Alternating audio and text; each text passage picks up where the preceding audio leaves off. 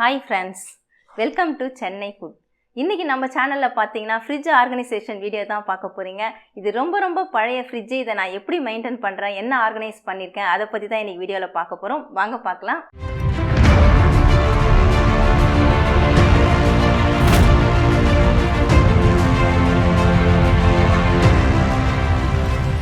ஃப்ரிட்ஜோட டோரில் பார்த்தீங்கன்னா அங்கங்கே கொஞ்சம் துரு பிடிச்ச மாதிரி இருக்குங்க. ஏன்னா இந்த ஃப்ரிட்ஜு வாங்கி 17 வருஷம் ஆகுது.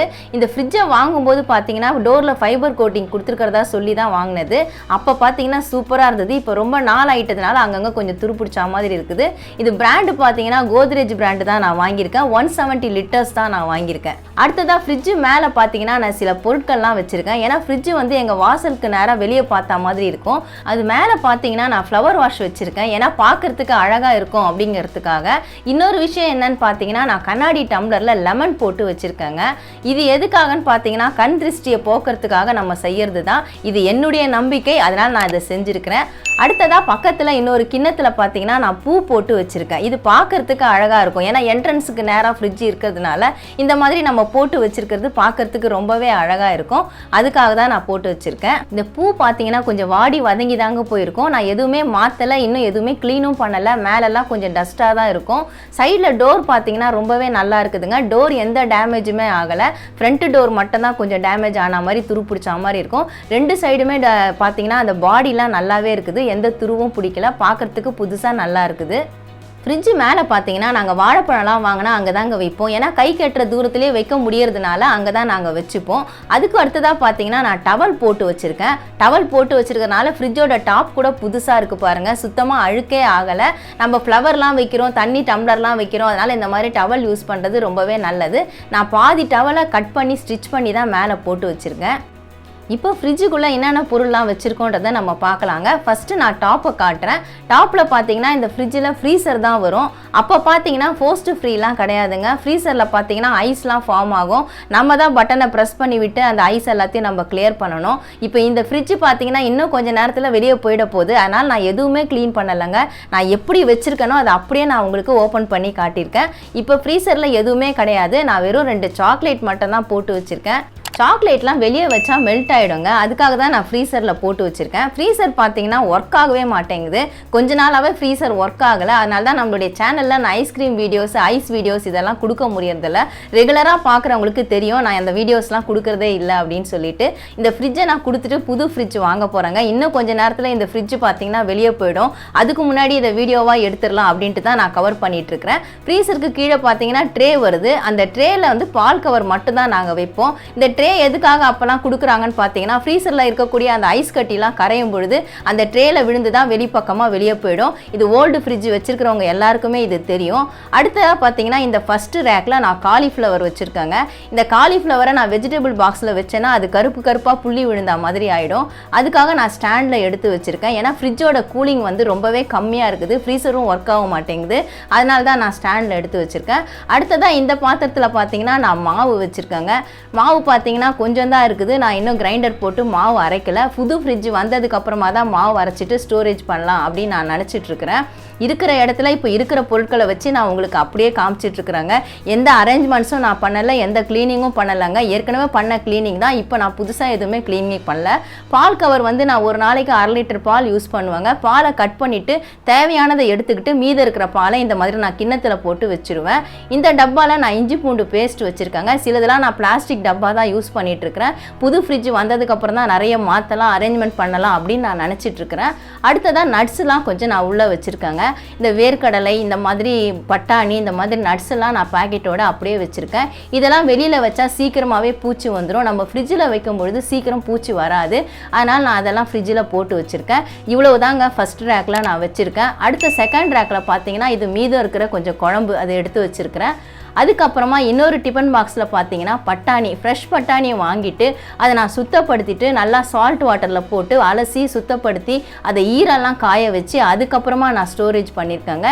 இந்த மாதிரி ஸ்டோரேஜ் பண்ணி வச்சுக்கிட்டோம்னா நமக்கு தேவைப்படும் பொழுதெல்லாம் கொஞ்சம் கொஞ்சமாக எடுத்து நம்ம பயன்படுத்திக்கலாம். நான் கிட்டத்தட்ட இந்த ஒரு மாதத்துக்கு மேலே இந்த பட்டாணியை நான் ஸ்டோரேஜ் பண்ணி வச்சுருக்கிறேன். அது நல்லா தான் இருக்குது. அடுத்ததான் இந்த கவரில் பார்த்தீங்கன்னா நான் கேரட் வச்சுருக்கேங்க. கேரட்லாம் நம்ம பாலித்தீன் கவரில் இல்லை பிளாஸ்டிக் கவரில் போட்டு வச்சாதான் கெட்டு போகாமல் இருக்கும். இருக்கும். அதுவும் நான் ஸ்டாண்டில் தான் வைப்பேன், ஏன்னா ஸ்டாண்டில் வச்சா தான் கெட்டு போகாமல் இருக்குது. இன்னொரு கிண்ணத்தில் பார்த்தீங்கன்னா நான் தயிர் பாக்கெட் போட்டு வச்சுருக்கேன், தேவையானப்போ நான் எடுத்து யூஸ் பண்ணிப்பேன். இன்னொரு பார்த்தீங்கன்னா புதினா எடுத்து வச்சுருக்கேன், புதினாவும் நான் ஸ்டாண்டில் தாங்க வைப்பேன். புதினாவை நம்ம வெஜிடபிள் பாக்ஸில் வச்சா சீக்கிரமே கெட்டு போயிடும், ஸ்டாண்டில் வைக்கும்போது ரொம்பவே நல்லா இருக்கும். அடுத்ததாக பிஸ்தா பருப்பு, பாதாம் பருப்பு, முந்திரி பருப்பு, இது எல்லாமே நட்ஸ் எல்லாத்தையுமே நான் ஃப்ரிட்ஜில் ஸ்டோர் பண்ணியிருக்கேன். இது நம்மளுடைய சேனலில் கொடுத்த உலர் திராட்சைங்க, இது ஏற்கனவே நான் வீடியோ உங்களுக்கு கொடுத்துருக்கேன். இந்த உலர் திராட்சையை நான் கண்ணாடி பாட்டிலில் போட்டு ஸ்டோர் பண்ணி வச்சுருக்கேன். இதில் பார்த்தீங்கன்னா பாதாம் பருப்பு போட்டு வச்சுருக்கேன். இது நான் பிளாஸ்டிக் டப்பா தான், வீட்டில் காலியான டப்பா இருந்துச்சு, அதை சுத்தப்படுத்திட்டு அதில் போட்டு வச்சுருக்கேன். இந்த டப்பாவில் பார்த்தீங்கன்னா முந்திரி பருப்பு போட்டு வச்சுருக்கேன். நெய் வாங்கின டப்பாவை காலி பண்ணிவிட்டு க்ளீன் பண்ணிவிட்டு அதில் நான் முந்திரி பருப்பு போட்டு வச்சுருக்கேன். புது ஃப்ரிட்ஜ் வாங்கினதுக்கு அப்புறமா தான் சிலதெல்லாம் நான் மாற்றலான் இருக்கேன், அரேஞ்ச்மெண்ட்ஸ்லாம் பண்ணலான் இருக்கேன். இப்போ பழைய ஃப்ரிட்ஜில் நான் அப்படியே தாங்க உங்களுக்கு வச்சு காமிச்சிட்ருக்கேன். 2 ஸ்டாண்டில் என்னென்ன பொருட்கள் இருக்குன்னு நான் உங்களுக்கு காமிச்சிட்டேங்க. அடுத்ததாக வெஜிடபிள் பாக்ஸ் இருக்குது. வெஜிடபிள் பாக்ஸில் நான் கொத்தமல்லி வச்சுருக்கேன். அடுத்ததாக பார்த்தீங்கன்னா வெஜிடபிள்ஸ் எல்லாம் போட்டு வச்சுருக்கேன். இந்த கவரில் இஞ்சி இருக்குது, இதில் நூக்கல் இருக்குது, வாழைக்காய், முள்ளாங்கி, இந்த மாதிரி ஒரு 4-5 காய்கறிகள் மட்டும்தான் இருக்குது. நான் எதுவும் ஃப்ரெஷ்ஷாக இன்னும் காய் வாங்கி நான் ஸ்டோர் பண்ணலை, ஏற்கனவே வாங்கின காய்கறிகள் மட்டும்தான் நான் வச்சுருக்கிறேன். அடுத்ததாக இன்னொரு பாத்திரத்தில் நான் தக்காளி போட்டு வச்சுருக்கேன்.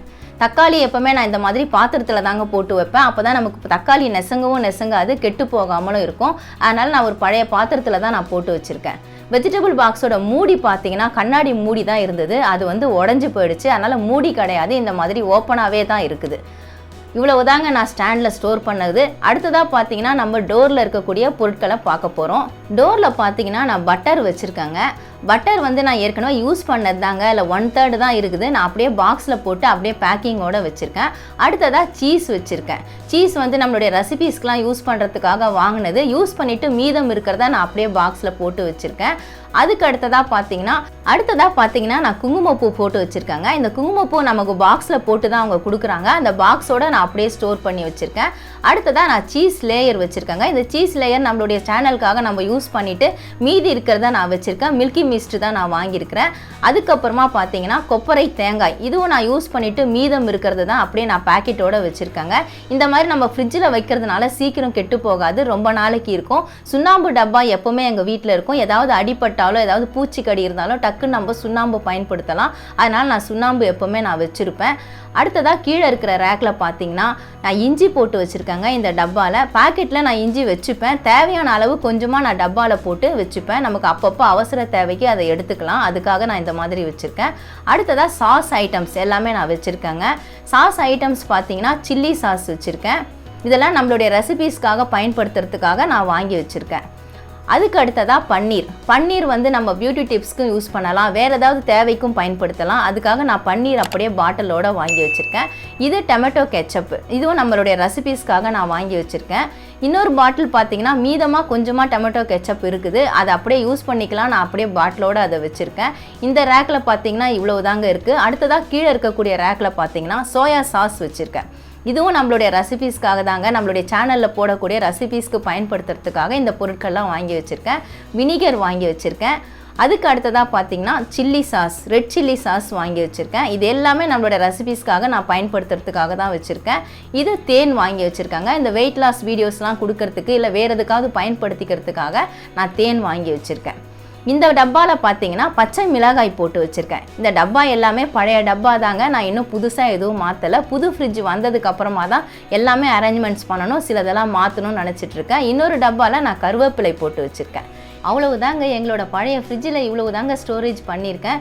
ஏன்னா இதுக்கு மேலே இதில் ஸ்டோரேஜே பண்ண முடியாது. 170 லிட்டருன்றது ரொம்ப ரொம்ப சின்ன சைஸ் தான். 17 வருஷத்துக்கு முன்னாடி எனக்கு அது போதுமானதாக இருந்தது. ஆனால் இப்போ நம்ம யூடியூப் சேனல் வச்சுருக்கிறதுனால இப்போ எனக்கு அது போதலை, நிறைய ஸ்டோரேஜ் பண்ண வேண்டியிருக்கு. அது மட்டும் இல்லாமல் ஃப்ரீசர் ஒர்க் ஆகலைன்னு நான் உங்ககிட்ட ஏற்கனவே சொல்லியிருந்தேன். மெயின் ரீசன் பார்த்தீங்கன்னா நான் ஃப்ரிட்ஜ் மாற்றுறதுக்கு மெயின் ரீசன் அதுதான். ஃப்ரீசர் ஒர்க் ஆகாதனால தான் நான் ஃப்ரிட்ஜை மாற்றுறேன், இல்லைனா இன்னும் கொஞ்ச நாள் கூட நான் இதை வச்சே ஓட்டிகிட்ருப்பேன். ஏன்னா ரன்னிங் கண்டிஷனில் தான் இருக்குது. நார்மல் கூலிங் பார்த்தீங்கன்னா நல்லாவே கூலிங் வருது, ஆனால் ஃப்ரீசர் மட்டும் ஒர்க்கே ஆக மாட்டேங்குதுங்க. நம்ம ஐஸ் க்யூப் வச்சாலும் ரெடி ஆக மாட்டேங்குது, ஐஸ்கிரீம் வச்சாலும் ரெடி ஆக மாட்டேங்குது. அது ரொம்ப கஷ்டமாக இருக்குது. நம்ம சேனலில் வீடியோஸ் கொடுக்க முடியல, டெசர்ட், ஐஸ்கிரீம் இதெல்லாம் கொடுக்கலான்னு பார்த்தா என்னால் கொடுக்க முடியல. அதனால தான் மெயின் ரீசன் நான் ஃப்ரிட்ஜு மாற்றுறதுக்கு காரணமே அதுதான். ஆனால் 17 வருஷம் ரொம்ப ரொம்ப பழைய ஃப்ரிட்ஜுங்க இது, ரன்னிங் கண்டிஷனில் இருக்கக்கூடிய ஃப்ரிட்ஜு. உங்கள் வீட்டிலே இந்த மாதிரி சின்ன சைஸில் ஃப்ரிட்ஜு வச்சுருப்பீங்க, அது எப்படி ஆர்கனைஸ் பண்ணுறதுன்னு எல்லாருக்கும் தெரியும். இருந்தாலும் நான் எப்படி பண்ணியிருக்கேன் பண்ணியிருக்கேன் அப்படின்றத உங்களுக்கு காட்டணும். இதை ஒரு கேப்சராக நம்ம எடுத்து வைக்கணும், நம்மளோட வீடியோவில் இதுவும் இருக்கணும். ஏன்னா இந்த ஃப்ரிட்ஜு போயிடுச்சுன்னா திரும்ப என்னால் இதை கேப்சர் பண்ண முடியாது. அவ்வளோதான், போனது தான். 17 வருஷம் யூஸ் பண்ண ஃப்ரிட்ஜு போயிடுச்சுன்னா நம்மளை விட்டு போனது அவ்வளவுதான். புது ஃப்ரிட்ஜு வந்தாலும் பழைய ஃப்ரிட்ஜு நம்மளை விட்டு போயிடுது. அதை நம்ம ஒரு கேப்சர் பண்ணி ஒரு வீடியோவாக எடுத்துடணும். அதை உங்களுக்கு வீடியோவாக ஷேர் பண்ணால் உங்கள் எல்லாருக்கும் யூஸ்ஃபுல்லாக இருக்கும் அப்படின்றதுக்காக தான் நான் இந்த ஃப்ரிட்ஜ் ஆர்கனைசேஷன் எடுத்தேன். அது ரொம்ப அவசரமாக எடுத்திருக்காங்க. இந்த ஃப்ரிட்ஜு பார்த்தீங்கன்னா நான் சுத்தமாக க்ளீனே பண்ணலைங்க. ரொம்ப அழுக்காக இருக்குது. அவங்க வந்தவொடனே இந்த ஃப்ரிட்ஜை எடுத்துகிட்டு போயிடுவாங்க. ஏன்னா க்ளீன் பண்ணி அது யூஸ் கிடையாது. நம்ம க்ளீன் பண்ணி கொடுத்தாலும் அது வேஸ்ட்டு தான். அவங்க ஸ்க்ராப்பில் தான் போடுவாங்க அதை. ஏன்னா நான் வாங்கியிருக்கிறது பார்த்தீங்கன்னா எக்ஸ்சேஞ்ச் ஆஃபரில் தான் நான் வாங்கியிருக்கிறேன். இந்த ஃப்ரிட்ஜ் ஆர்கனைசேஷன் வீடியோ அவ்வளோதாங்க. இந்த வீடியோ உங்களுக்கு பிடிச்சிருக்கும்னு நினைக்கிறேன். பிடிச்சிருந்தா லைக் பண்ணுங்கள், ஷேர் பண்ணுங்கள், சப்ஸ்கிரைப் பண்ணுங்கள். பக்கத்தில் இருக்க பெல் ஐக்கானை கிளிக் பண்ணிக்கோங்க. அதில் ஆல்னு ஒரு ஆப்ஷன் காட்டும், அதையும் கிளிக் பண்ணிக்கோங்க. நன்றி, வணக்கம்.